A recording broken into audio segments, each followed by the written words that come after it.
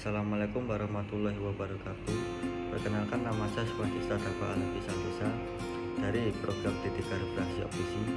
Saya ingin mempresentasikan hasil resensi novel saya yang berjudul Perahu Kertas untuk memenuhi tugas mata kuliah Bahasa Indonesia dari Bapak Andi Maulana, Sarjana Pendidikan, Magister Pendidikan.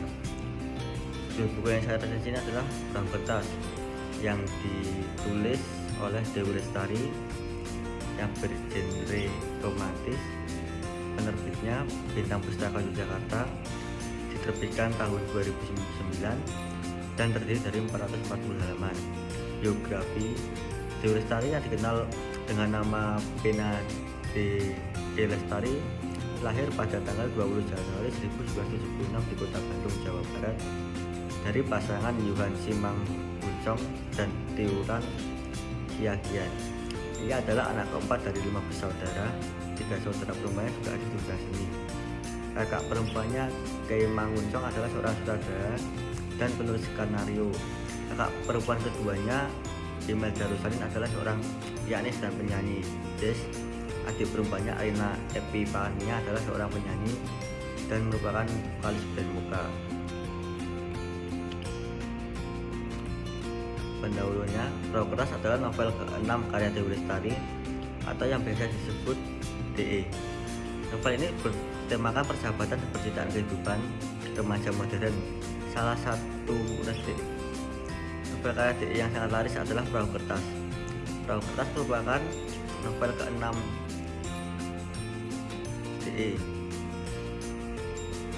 Setelah sukses memikat hati para pembaca dengan buku trilogi supernovanya, DE meluncurkan sebuah novel berjudul Perahu Kertas yang sempat mati suri selama 11 tahun karena dilupakan. Namun akhirnya novel ini berhasil diselesaikan dalam waktu 55 hari berkat kegigihan dan kenekatan seorang DE. Isi novel Perahu Kertas ini menceritakan tentang seorang remaja bernama Kenan yang baru saja lulus SMA di Amsterdam dan terpaksa pulang ke Indonesia untuk berkuliah di Bandung, Fakultas Ekonomi, karena ayahnya menginginkan Kenan menjadi seorang pembisnis. Namun Kenan sendiri berkeinginan menjadi seorang pelukis bakat yang dia miliki dari ibunya. Di sisi lain, Kuki adalah seorang cewek remaja yang bercita-cita menjadi seorang guru dongeng. Namun dia tetap melanjutkan pendidikannya di Fakultas Sastra. Keduanya dipertemukan oleh Eko dan Noni. Eko merupakan sahabat dari Kenan, sedangkan Noni merupakan sahabat dari Kuki. Berikut tokoh yang memegang film Perahu Kertas. Yang pertama, Kuki. Dia bersifat mandiri, setia, penghayal dan menyayang. Yang kedua, Kenan, jujur, penyayang, cuek dan bakti pada orang tua. Yang ketiga, Noni, sifatnya perhatian pada sahabatnya. Yang keempat, Eko, dia lucu dan periang. Yang kelima, Lude, dia pemalu, kalem dan perhatian. Yang keenam, Remi, dia romantis dan ramah. Latar belakangnya stasiun Senen, Jakarta. Yang kedua, Ubud, Bali. Yang ketiga, salah satu kantor di Jakarta. Yang keempat, Pantai Ancol. Waktunya pagi hingga malam. Suasana menyakitkan. Yang kedua, menegangkan. Ketiga, menyenangkan. Keempat, mengharukan. Novel Perahu Kertas memiliki alur maju mundur. Gaya bahasa yang digunakan pada novel ini ringan, mudah dipahami, mempunyai makna penting dan menyesuaikan dengan perkembangan masyarakat modern. Perahu Kertas merupakan cerita yang aslinya dibuat pada tahun 1996 itu. Ia tulis ulang dan diterbitkan perdana sebagai novel digital pertama di Indonesia pada tahun 2008. Bekerjasama dengan provider seluler XL dan pengada konten Hypermind. Versi tak Perahu Kertas baru terbit setahun kemudian, yang juga menjadi kerjasama utamanya dengan Bintang Pustaka. Hingga kini Perahu Kertas menjadi salah satu karya DE yang paling laris. Sinopsisnya dimulai dari kisah seorang remaja bernama Kenan yang baru saja lulus SMA, yang selama 6 tahun tinggal bersama neneknya di Amsterdam. Namun karena perjanjian dengan ayahnya, Kenan terpaksa pulang ke Indonesia dan berkuliah di Bandung di Fakultas Ekonomi. Sementara Kenan sendiri sangat tidak menginginkannya dan lebih memilih untuk menjadi seorang pelukis dibandingkan seorang businessman. Kenan memiliki bakat melukis yang kuat dari ibunya dan dia tidak mempunyai cita-cita lain selain menjadi pelukis. Sementara di sisi lain ada Kuki, seorang gadis untuk uniknya cenderung banyak kejutan di dalam kehidupannya. Kuki juga akan berkuliah di universitas yang sama dengan Kenan. Tak jauh berbeda dengan Kenan, Kuki pun mempunyai cita-cita sendiri, yaitu menjadi juru dongeng. Kuki sangat menggilai dongeng, tak hanya menulis buku dongeng dan punya teman bacaan. Kuki juga sangat senang menulis dongeng. Walaupun Kuki yakin menjadi seorang juru dongeng bukanlah profesi yang meyakinkan yang akan diterima dengan mudah oleh khalayak umum.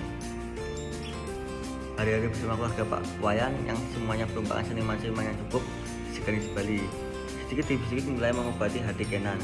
Sosok yang sangat berpengaruh dalam penyembuhannya yaitu Luhde Laksmi, keponakan Pak Wayan. Kenan pun akhirnya mulai bisa melukis lagi berbekal kisah petualangan Jenderal Pilik dan pasukan alit yang diberikan oleh Kuki. Kenan membuat lukisan-lukisan serial yang menjadi terkenal dan diburu para kolektor.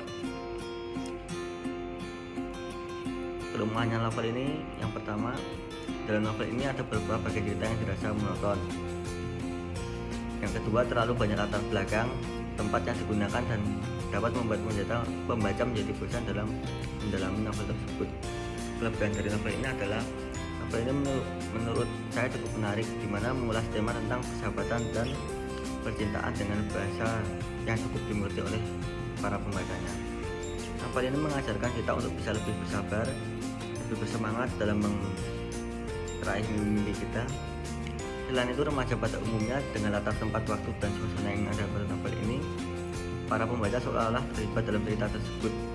Novel ini begitu inspiratif, dapat dijadikan sebagai motivasi kita dalam meraih mimpi kita sendiri.